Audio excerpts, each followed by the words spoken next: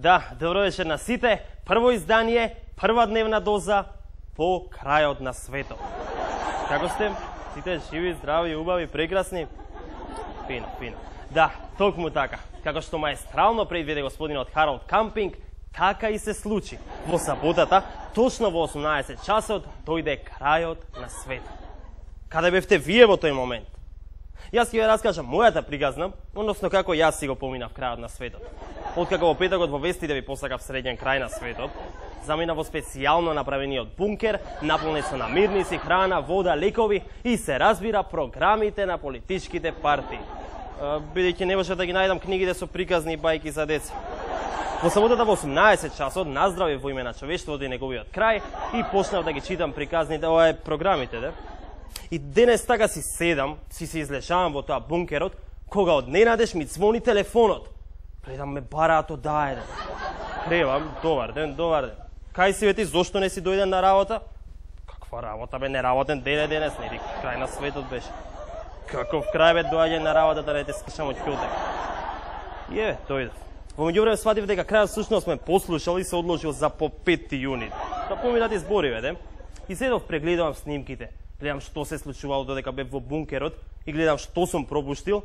И на вистина, додека го очекував историскиот момент наречен крај на светот, сум пропуштил еден друг историски момент, наречен Никола кај Миленко. Режија, дајте пуштете некој парче од интервјуто.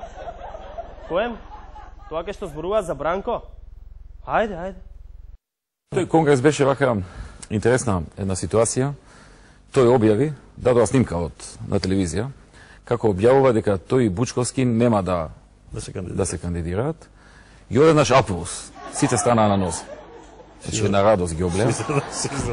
А тој го гледам па горд на тој аплауз. Но добро, тоа е нивна работа.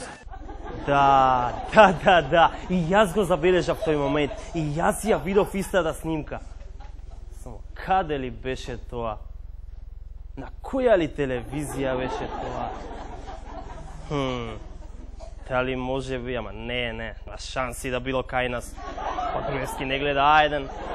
Да? Сериозно? Не ме зезе. Туку дајте дека сме на тема СДСМ да ви пуштаме и уште еден интересен момент од прославата на 20-тиот роден ден на партијата. Председател на партијата Црвенковски зборува за опсенатоста на премиерот Груевски со неговиот лик и дело.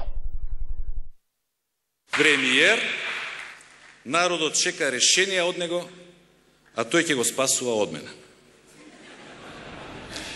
Епа, господине Груевски, од денес немате потреба да ја спасувате Македонија Бранко Црвенковски. Јас нема да бидам дел од идната власт во оваа земја.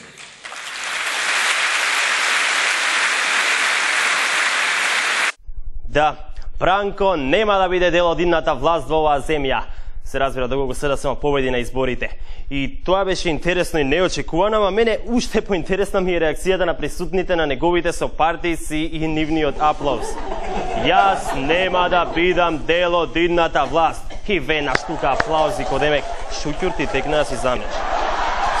Црвенковски, да ви кажам право, јас не би бил среќен да сум на ваше место и да добијам олку бурна реакција на една ваква објава.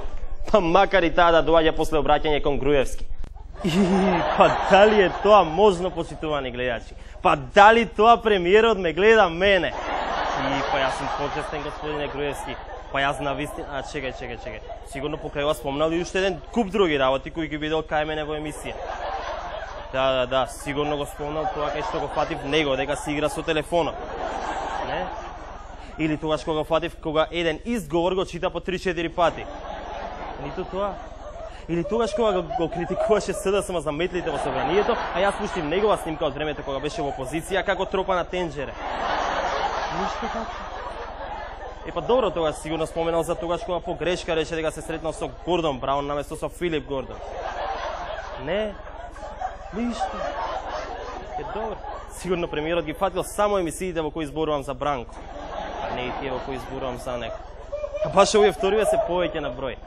Ама окей, премиере, за седо тоа што сте го пропустиле, јас би сакал да ве упатам на официјалниот YouTube канал на ова шоу, адресата е youtube.com/Jofe на рапорт и таму ќе ги најдете сите емисии. И тие во кои зборувам за Бранко, и тие во кои зборувам за вас.